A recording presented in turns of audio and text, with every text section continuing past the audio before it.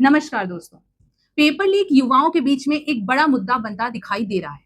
आप चाहे SSC GD exam की बात कर लीजिए, पुलिस भर्ती परीक्षा की बात कर लीजिए, शिक्षा भर्ती, लेखपाल भर्ती या हाल ही में हुए नीट पेपर की बात करिए।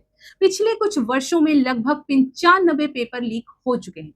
पेपर लीक लगातार एक विकट समस्या बनती दिखाई दे रही है। हम लोग विश्व गुरु बनने की बात करते हैं, लेकिन एक कॉम्पिटिटिव एग्जाम को निष्पक्ष और सफलतापूर्वक कंडक्ट कराना ही अपने आप में एक बहुत बड़ी चुनौती बन गया है।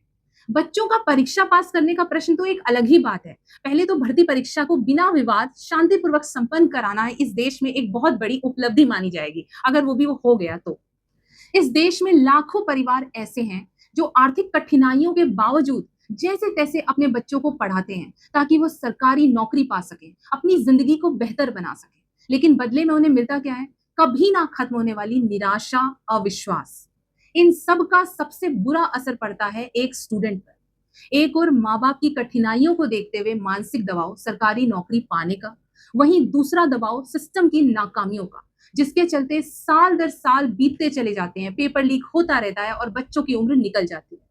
इसी बीच कुछ ऐसे मासूम और होनहार बच्चे भी होते हैं जो अपने सपनों को टूटता देख गहरे मानसिक तनाव और डिप्रेशन में चले जाते हैं। ऐसी स्थिति में वो सिस्टम को प्रश्न करने की हिम्मत ही नहीं जुटा पाते।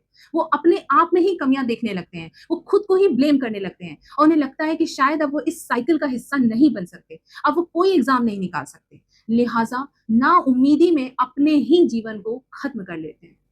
इसके अलावा दोबारा टेस्ट यानी रीटेस्ट होने पर जो मानसिक और आर्थिक दबाव बच्चों पर पड़ता है, उसकी तो आप कल्पना तक नहीं कर सकते।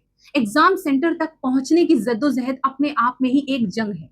जैसा कि आपने हाल ही में देखा होगा, एसएससी सीजीएल के पेपर में कुछ बच्चों ने यदि दिल्ली से फॉर्म भरा है तो उन्हें अंडमान निकोबार भेज दिया गया, कुछ लोगों ने मेरठ से फॉर्म भरा है तो उन्हें राजस्थान भेज दिया गया। इसके अलावा आपने हाल ही में देखा होगा, सीयूईटी एग्जाम में 3-4 घंटों तक अलग अलग एग्जाम सेंटरों से खबर आ रही थी कि बच्चों को वेट करवाया गया और अंत में बोल दिया गया कि टेक्निकल ग्लिच के कारण पेपर कैंसिल हो गया है। पूरा का पूरा एजुकेशन सिस्टम ध्वस्त हो चुका है, बर्बाद हो चुका है। इन सभी घटनाओं के चलते युवाओं को आज अपनी पढ़ाई लिखाई छोड़कर अपने ही अधिकारों के लिए सड़कों पर उतरना पड़ रहा है। आपको क्या लगता है, क्या सिर्फ पेपर लीक एक बड़ी समस्या है?